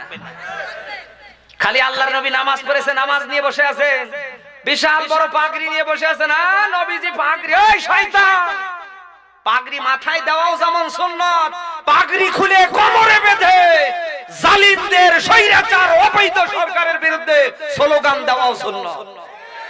খালি ওই আল্লাহ রাসূল পাগড়ি পরেছে, ওই ধান্দায় পাগড়ি বাড়াচ্ছে না। আমি আবারও বলছি, দুনিয়ায় কেউ যদি আল্লাহর নবীকে পূর্ণাঙ্গ অনুসরণ করে, অবশ্যই অবশ্যই আল্লাহর নবীর পুরো জীবন তাকে মানা লাগবে। তাহলে আল্লাহর নবী রাজনীতি, এই তো স্লোগান নেই, এই আল্লাহর নবী রাজনীতি কয় বছর? তাহলে ওই রাজনীতির কথা বললে ওই জায়গায় আমার মতো আলেমরা যেতে চাইলে যাদের গা জ্বালা পোড়া করে, যাদের গা চুলকায়, ওটা মুনাফিক, ওটা মারা গেলে ইন্না লিল্লাহ বলা মুসলমানের জন্য হারাম হারাম হারাম। কোন মুনাফিকের জন্য কোন মুমিন দোয়া করতে, আরো জোরে, লা ইয়াত্তাখিযুল মুমিনুনাল কাফিরিনা আউলিয়া। সূরা আলে ইমরানের 3 নাম্বার পারার 12 নাম্বার পৃষ্ঠার 28 নাম্বার আয়াত, এটা প্রথম অংশ আল্লাহ দিয়েছেন। আবার বলছি, লা ইয়াত্তাখিযুল মুমিনুনাল কাফিরিনা আউলিয়া। আল্লাহ বলেন মুমিন বাদ দিয়ে দুনিয়ার অন্য কারো সাথে বন্ধুত্ব করা, মুমিনরা বন্ধুত্ব করবে মুমিনদের। মুমিন কাদের বলা হয়? যারা ইসলামের বিরুদ্ধে, কোরআনের বিরুদ্ধে, আলেমদের বিরুদ্ধে। আল্লাহ বলেন মুমিন বাদ দিয়ে মুমিনরা কারোর সাথে বন্ধুত্ব করতে, এখন যদি হয়ে যায়, ওমাইয়াফাল যালিকা ফালাইসা মিনাল্লাহি ফি শাই, আল্লাহ বলেন যদি হয়ে যায়, আমি আল্লাহর সাথে তোমাদের কোনো যোগাযোগ থাকবে না। ঠিক মানে এই জায়গায় ঠিক। এখানেও যে কত মুনাফিকের গোষ্ঠী আছে আমি না জানলেও আল্লাহ জানছে। আবারও ঠিক। তাহলে মুমিনরা শুধুমাত্র কেবলমাত্র মুমিনদের সাথে বন্ধুত্ব করবে, এর আইন কার? এ আইন কার? আপনি যদি কোন মুনাফিকের সাথে বন্ধুত্ব করেন, কোন মুনাফিককে যদি আপনি সাপোর্ট করেন, কোন সিটার বাটপারকে যদি আপনি সাপোর্ট করেন, বন্ধু করেন, তার পক্ষে আপনি স্লোগান দেন, খোদার কসম, রাসূলুল্লাহর হাদিস, মান তাশাব্বাহা বিকওমিন ফাহুয়া মিনহুম, নবীজি বলেন তার সাথে তার হাসর হবে। আরে ভাই, আমাদের বলতে লজ্জা লাগে, আমরা আশরাফুল মাখলুকাত, সৃষ্টির সেরা, ভালো মন্দের জ্ঞান পেয়েছি। আমরা এমন এমন মানুষকে সাপোর্ট করি, হাজারো ভালো মানুষ আছে তাদেরকে ঘৃণা করি, আর এমন এমন মানুষকে আমরা সাপোর্ট করি যার চরিত্র আদর্শ কুত্তার চেয়েও খারাপ। এ মেহেরপুরে নেই।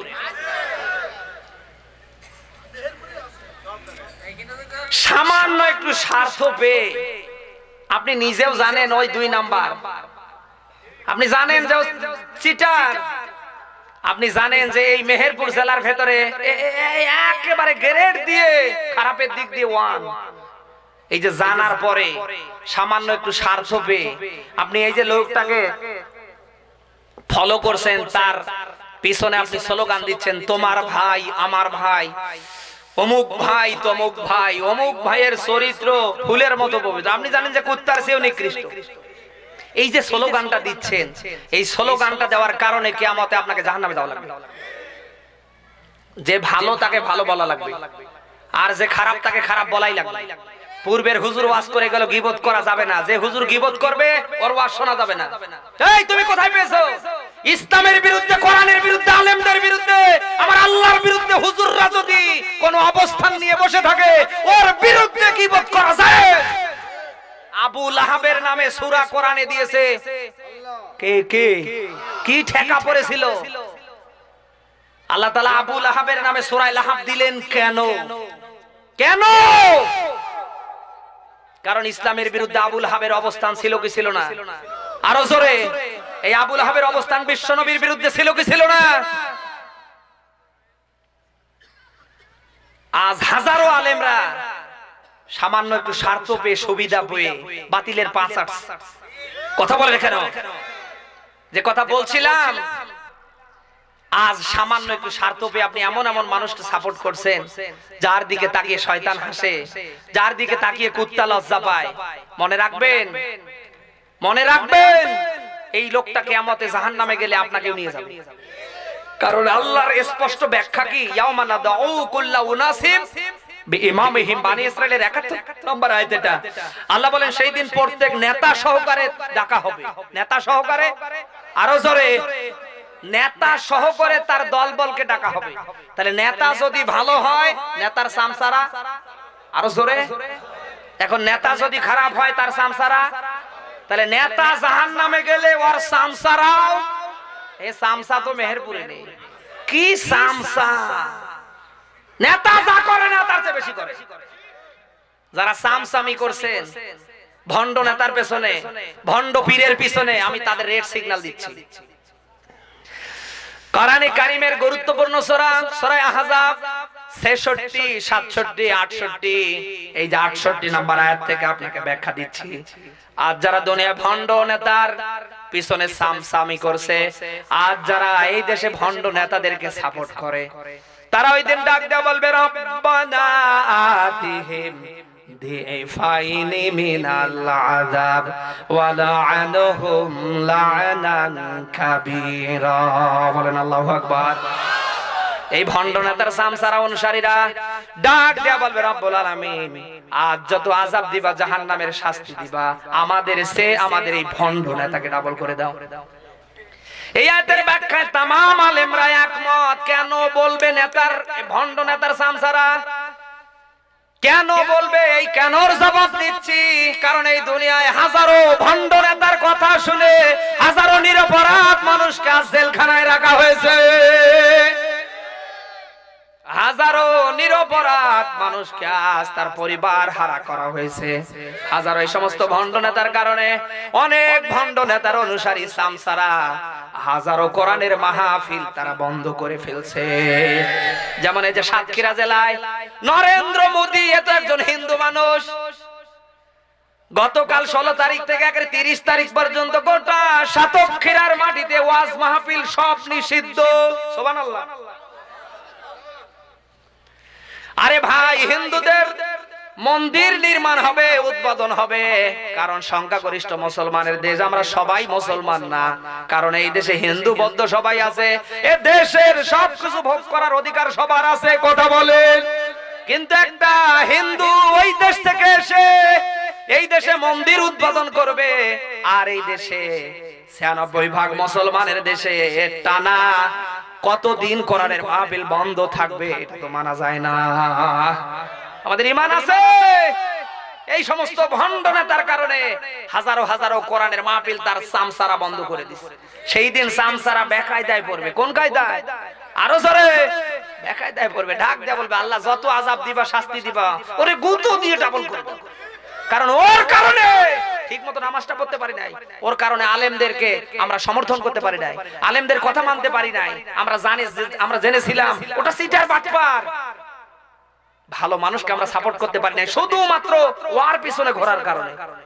আমি জানতে চাই, ওই দিন ওই কথা বললেই যে আল্লাহ তাকে আযাব থেকে ছেড়ে দেবে নাকি? না, না, দেবে। সরাই ফরকান 19 নাম্বার পারার প্রথম নাম্বার পৃষ্ঠা 28 নাম্বার আয়াত এটা। সেই দিন আবারও তারা ডাক দিয়ে বলবে ইয়া ওয়াইলাতা লাইতানি লাম আত্তাখিয ফুলানান খলিলা। বলেন আল্লাহু আকবার। শব্দের দিকে খেয়াল করেন।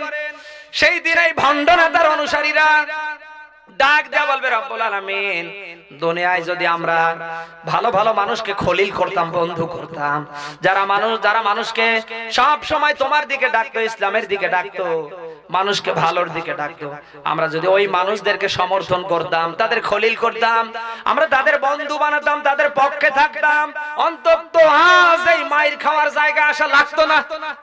কথা বলে না কেন? আবারও ডাক দিয়া বলবে কালু লাউ কুন্না নাসমাউ আও নাকিলু মা কুন্না ফি আসহাবিস সাঈর। বলেন আল্লাহু আকবার।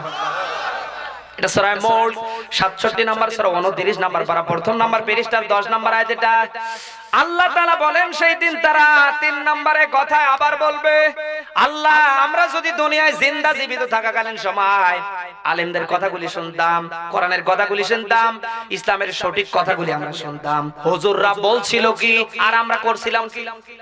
কথা কয় না।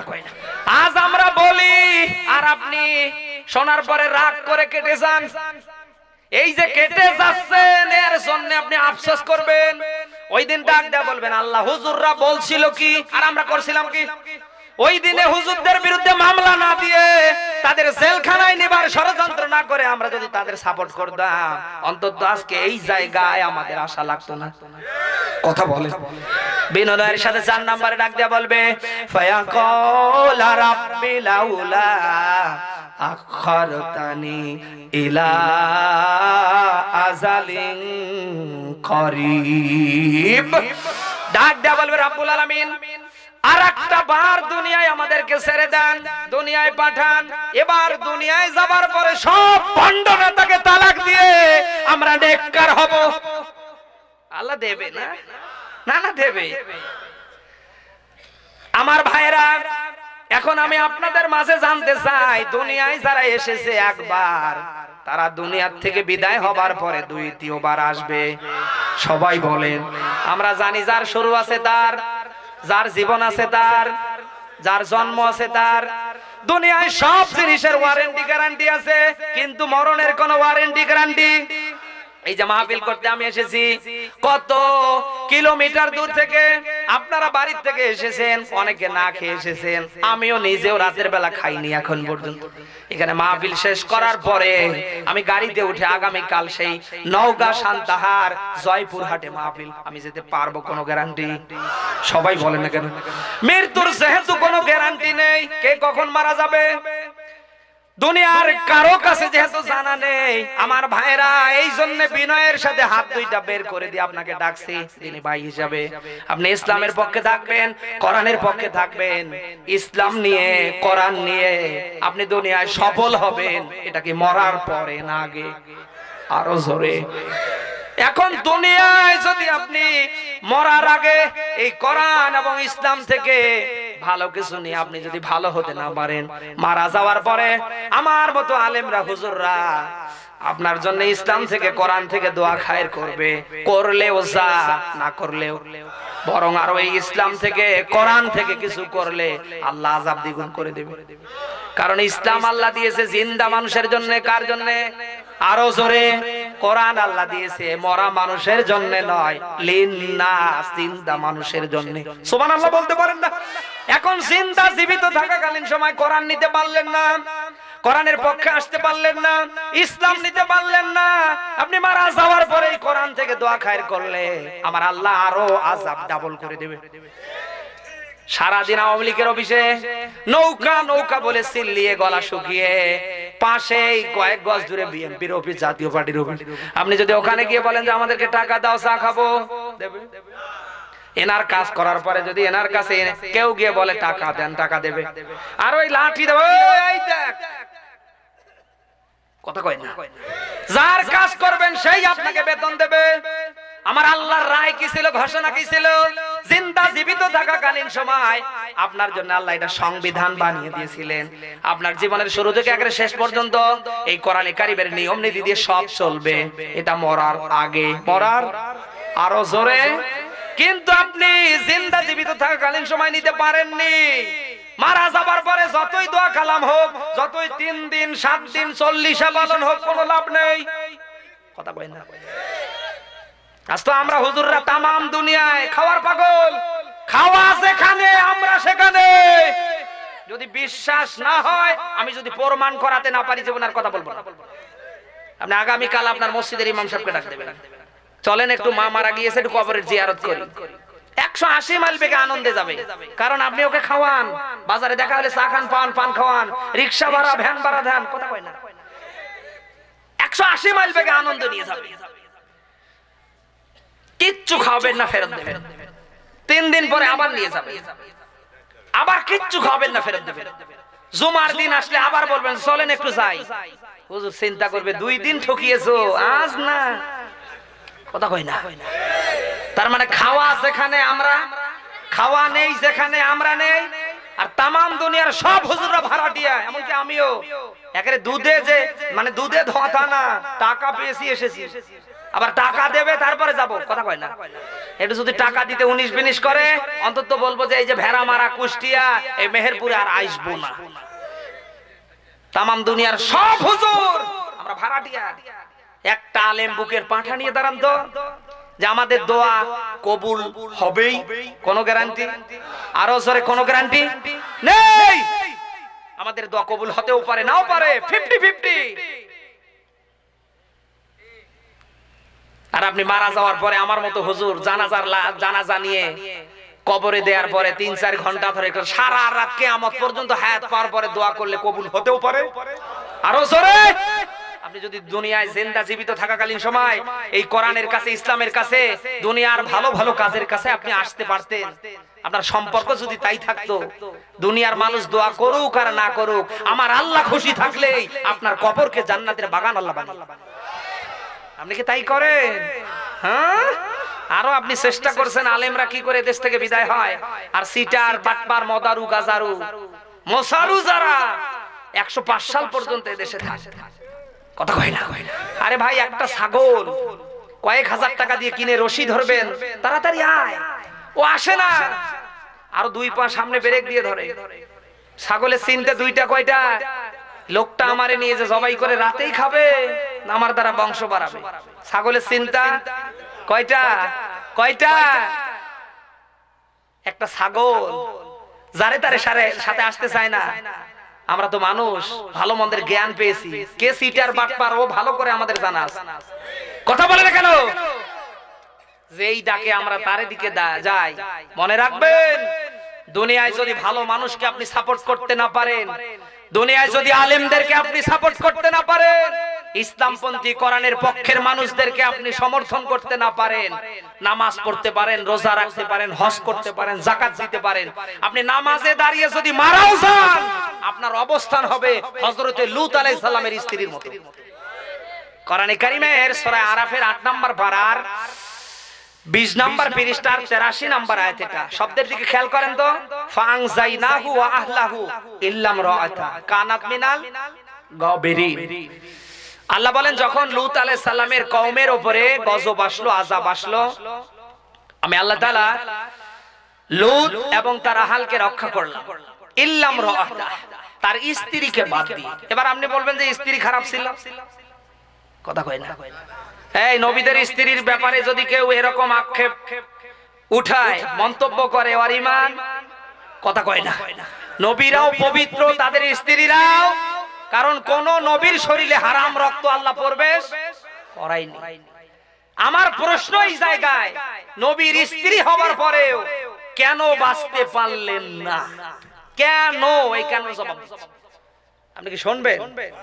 হ্যাঁ, নবীর স্ত্রী হওয়ার পরে কেন বাঁচতে পারলেন না? কারণ কি? আল্লাহ পরে দিয়েছেন, কানাত মিনাল গাবিরিন, যারা অন্যায় করত নবীর স্ত্রী হওয়ার পরে ওই অন্যায়কারীদেরকে পিছনে পিছনে সাপোর্ট করত। এই রকম মানুষ তো এই দেশে আর নেই, না না, মেহেরপুরে নেই। আরে ভাই, নামাজ পড়ে, রোজা রাখে, হজ করে, যাকাত, দাড়ি ডুব দেখলে মানে জান্নাত থেকে কেবল পালিয়ে এসেছে। অথচ এমন এমন মানুষকে সাপোর্ট করে যে মানুষগুলি সব সময় টার্গেট নিচ্ছে আলেমদের বিরুদ্ধে, ইসলামের বিরুদ্ধে, কোরআনের বিরুদ্ধে। তারা চেষ্টা করছে কি করে এ দেশ থেকে এই আবর্জনা দূর করা যায়। ওরা এগুলো মনে আবর্জনা মনে করে, কথা কয় না। মনে রাখবেন, দুনিয়ায় আপনার দ্বারা আমার দ্বারা যা হবে, এটা যদি এক আল্লাহর জন্য না হয়, এটা যদি আল্লাহর খুশির জন্য না হয়, আমি আপনি দুনিয়ায় যাই করি না কেন, আল্লাহ যদি রাজি না থাকে, জাহান্নাম ছাড়া আর কোন জায়গা থাকে না। এই জাহান্নামে কারা যেতে চান দেখি? একজনও নেই। বুখারী শরীফের একটা হাদিস আমার মনে পড়ে গেল, বলবো। বিশ্ব নবী বলেন, মান হাব্বা লিল্লাহ ওয়া বাগাদা লিল্লাহি ওয়া আতা লিল্লাহ ওয়া মানা লিল্লাহি ফাকাদ ইসতাকমালাল ঈমান, রাহুল বুখারী। নবীজি বলেন, আমার আল্লাহর দিকে তাকিয়ে যারা দুনিয়ায় কাউকে ভালোবাসবে, আল্লাহর দিকে তাকিয়ে যারা কাউকে ঘৃণা করবে, আল্লাহর দিকে তাকিয়ে যারা কাউকে কিছু দেবে, তাদের ঈমানটা পূর্ণ করে দেবে কে? আরো জোরে, এটাও বুখারীর হাদিস। হযরত আবু হুরায়রা বর্ণনা করেন, কিয়ামতের ময়দানে 7 শ্রেণীর মানুষ আল্লাহ তাআলা ওই দিন আরশের নিচে জায়গা দেবে। তাদের ভিতরে যারা আল্লাহর দিকে তাকিয়ে কাউকে ভালোবাসবে, যারা আল্লাহর দিকে তাকিয়ে কাউকে ঘৃণা করবে, কিয়ামতের কঠিন মুসিবতের দিনে আরশের নিচে এই 7 শ্রেণীর মানুষের ভিতরে আল্লাহ তাদের জায়গা করে দেবে। এখন আপনার আমার ভালোবাসা, আপনার আমার শত্রুতা হবে কার দিকে তাকিয়ে? আরো জোরে, আপনি কি পারেন? ইসলামের বিরুদ্ধে, কোরআনের বিরুদ্ধে, আলেমদের বিরুদ্ধে যাদের অবস্থান হবে, সে আমার বাবা হতে পারে, সে আমার জন্ম দুঃখিনী মা হতে পারে, সে আমার রক্তের সম্পর্কিত ভাই হতে পারে, ওটা বাবা না, ভাই না, ওটা মা না, ওটা আমাদের শত্রু। কথা বলেন, এক আল্লাহর দিকে, আল্লাহর ইসলামের দিকে তাকিয়ে, কোরআনের দিকে তাকিয়ে আমাদের বন্ধুত্ব করা লাগবে। কথা বলেন কেন? পারবো। আমি আপনাদের মাঝে কোরআনে কারীমের সূরা মুদ্দাসসিরের 2টা আয়াত পড়েছিলাম। আমি ব্যাখ্যায় যাব না, শেষ করে দেব। অসংখ্য মায়েরা এসেছে, তাদের ব্যাপারে একটু কথা বলে আমরা বিদায় নেব, না শেষ দেব? আল্লাহ বলেন, কুল্লু নাফসিম বিমা কাসাবাত রহিনা। প্রত্যেক মানুষ কিয়ামতের ময়দানে তার কর্মের জন্য ধরা খাবে। দুনিয়ায় যার যেমন কর্ম হবে তাকে তেমন প্রতিফল দেবে কে? তাহলে আমাদের কর্ম ভালো হলে আমাদের ফলাফল, আমাদের কর্ম কি ইসলামের বিরুদ্ধে হবে? আল্লাহর বিরুদ্ধে, রাসূলের বিরুদ্ধে, আলেমদের বিরুদ্ধে না। আল্লাহ তাআলা বলেন, হাল জাযাউল ইহসান ইল্লাল ইহসান। ভালো কাজের প্রতিদান ভালো ছাড়া আর কিছু হতে। আল্লাহ তাআলা দুনিয়ায় জানো ইসলামের দিকে তাকিয়ে, কোরআনের দিকে তাকিয়ে, তার দিকে তাকিয়ে तमाम দুনিয়ার ভালো কাজগুলি করবার আল্লাহ তৌফিক দান করেন। জোরে বলেন আমিন। আজ মেয়েদের ব্যাপারে একটু কথা বলছি, কারণ আজ আমাদের দেশের মেয়েরা সব জায়গায়, এমন কোন জায়গা বাদ নেই যে ওরা নেই। কথা কয় না? ওয়াজ যত বেশি করা হয় তত আরো বেশি ওরা ভেজাল পাকায়। কথা কয় না? যত বেশি ওয়াজ হচ্ছে ওদের, তত বেশি ওদের কাপড় চোপড় আটো সাটো। সুবহানাল্লাহ। এই যে মায়েরা যে বোরকা পরছে গো, এ কি বোরকা? এ পর্দা, ফ্যাশন। এক একটা মোটা তাজা মেয়ে বডির মাপ দিয়ে বোরকা বানায়। সুবহানাল্লাহ। ইসলাম এগুলি জায়েজ করে না, এগুলি ফ্যাশন। ইসলাম ফ্যাশন পছন্দ করে, তবে ওই জায়গায় যে ফ্যাশন পছন্দ করার মতো মানুষ আল্লাহ নির্বাচন করে দিবে। কথা কয় না? মেয়েরা একমাত্র ফ্যাশন করতে পারবে তার স্বামীর কাছে, স্বামী বাদ দিয়ে দুনিয়ার কারো কাছে ফ্যাশন করতে পারে না, কিয়ামত পর্যন্ত পারবে না। ফ্যাশন করলেই গোনা হবে। আজ এই 96% মুসলমানের দেশে মেয়েরা পর্দার নামে যে বোরকা পরছে, এটা সম্পূর্ণ ফ্যাশন। কথা কয় না? পর্দা করা লাগবে মেয়েদের, মদিনার মেয়েদের মতো ঢিলা ঢালা। মদিনার মেয়েরা যারা হজ করতে গিয়েছেন তারা খুব টাইট ফিট বোরকা পরে। এদেশের 3টা মেয়ে ঢুকলে আরো একটার জায়গা থাকবে। আর আমার দেশের এক একটা মেয়েরা বডির মাপ নিয়ে বোরকা কিনে নিয়ে আসে। আসলে ও কি, আসলে আল্লাহকে খুশি করার জন্য ওর কি ওই পর্দা? মায়েরা যারা এসেছেন, হৃদয়ের কান খাড়া করে শোনা লাগবে। 2টা কারণে মেয়েদেরকে আল্লাহ জান্নাতে দেবে, আবার 2টা কারণে আল্লাহ তাআলা মেয়েদেরকে জাহান্নামে দেবে। আমি কি বলবো? 1 নাম্বার কারণ, মেয়েরা দুনিয়ায় যদি সঠিক পর্দা না করে। সঠিক পর্দা বলতে কোন পর্দা? বলেন বলেন। পায়ের আঙ্গুল থেকে একেবারে মাথার চুল পর্যন্ত ঢাকা, এটা মেয়েদের কি বলেন? আর ইসলামের পর্দার বিধান কি? নামাজ পড়া কি? রোজা রাখা কি? হজ করা কি? সম্পদ থাকলে যাকাত দেওয়া কি? মেয়েদের পর্দা করা এটা ফরজ। এখন এই পর্দা যেন তেন করলে হবে না, পর্দা করা লাগবে আল্লাহর দিকে তাকিয়ে। ঢিলা ঢালা পোশাক পরা লাগবে, যাতে আমার অঙ্গ প্রত্যঙ্গের দিকে অন্য কেউ নজর দিতে না পারে। আর আমার দেশের মেয়েরা পর্দার নামে যে বোরকা পরছে, কোন জায়গায় কয় কেজি গোশত ফুলে আছে সব দেখা যায়। সুবহানাল্লাহ। অনেকে মনে করছে তা হুজুর আপনি দেখে থাকেন না। বুকে হাত দিয়ে বলেন, একটা মেয়ে, একটা মা মারা যাওয়ার পরে 5টা কাপড় তার জন্য আমরা বরাদ্দ করি। কয়টা? কয়টা? আর আমরা মারা গেলে আমাদের কাপড় কয়টা? কোন মেয়ে দুনিয়ায় যদি সঠিকভাবে পর্দা না করে মারা যায়, 5 কাপড় কেন 5000 কাপড় দিও লাভ। কথা কয় না? পর্দাহীন নারীকে জাহান্নামে দেবে কে? মায়েরা যারা এসেছেন সঠিকভাবে পর্দা করবেন। আপনার এই পায়ের আঙ্গুল থেকে মাথার চুল পর্যন্ত বডিটার একচ্ছত্র হকদার আপনার স্বামী। আপনার স্বামী বাদ দিয়ে দুনিয়ার কেউ দেখলে আফসোস করলে জেনার গুনাহ হবে।